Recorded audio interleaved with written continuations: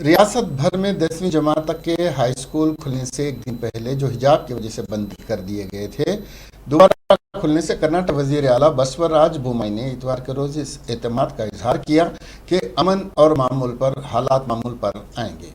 उन्होंने ये भी कहा कि प्री यूनिवर्सिटी और डिग्री कॉलेजों को दोबारा खोलने का फैसला सूरत हाल का जायजा लेने के बाद किया जाएगा। 10वीं जमात तक के हाई स्कूल का कल दोबारा खुलेंगे। पहले ही तमाम अजला के deputy commissioner, superintendent of police और पब्लिक इंस्ट्रक्शंस के डिप्टी डायरेक्टर्स से कहा गया है कि वो खुशगवार माहौल को बरकरार रखने के मकसद से अहम स्कूलों में वालिदीन और असातिज़ा पर मुश्तमिल अमन इजलास मुनक्किद करें।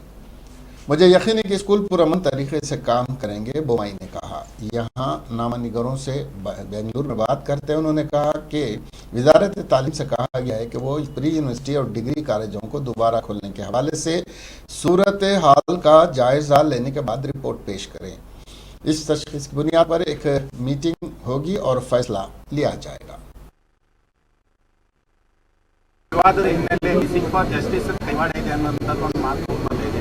ಜೊತೆಗೆ ಸಾಕಷ್ಟು ವಿದೇಶಿ ಈ ಥರ ಎಲ್ಲ ಸುದ್ದಿಗಳು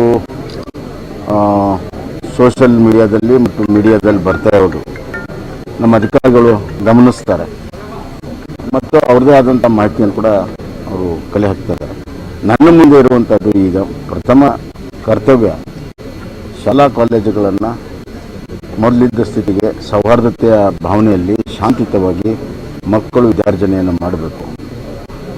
ಮಾರ್ಚ್ ತಿಂಗಳು, ಏಪ್ರಿಲ್ ತಿಂಗಳಲ್ಲಿ ಅವರ ಪರೀಕ್ಷೆಗಳಿದೆ, ಅದಕ್ಕೆ ಹೆಚ್ಚಿನ ಗಮನವನ್ನು ಕೊಡಬೇಕನ್ನುವಂಥದ್ದು ಫಸ್ಟ್ ನಮ್ಮ ಪ್ರಿಫರೆನ್ಸ್. ಮಿಕ್ಕಿದೆಲ್ಲ ಇನ್ವೆಸ್ಟಿಗೇಷನ್ ಏಜೆನ್ಸಿ ನೋಡ್ಕೊಳ್ಳಿ. ಅದೇ ಈಗ ನಾಳೆ ಈ ಹೈಸ್ಕೂಲ್ ಎಲ್ಲ ಪ್ರಾರಂಭ ಆದಮೇಲೆ ಅದನ್ನು ಅಸೆಸ್ ಮಾಡಿ ಒಂದು ವರದಿ ಕೊಡಿ, ಆಮೇಲೆ ಒಂದು ಸಭೆ ಮಾಡಿ ತೀರ್ಮಾನ.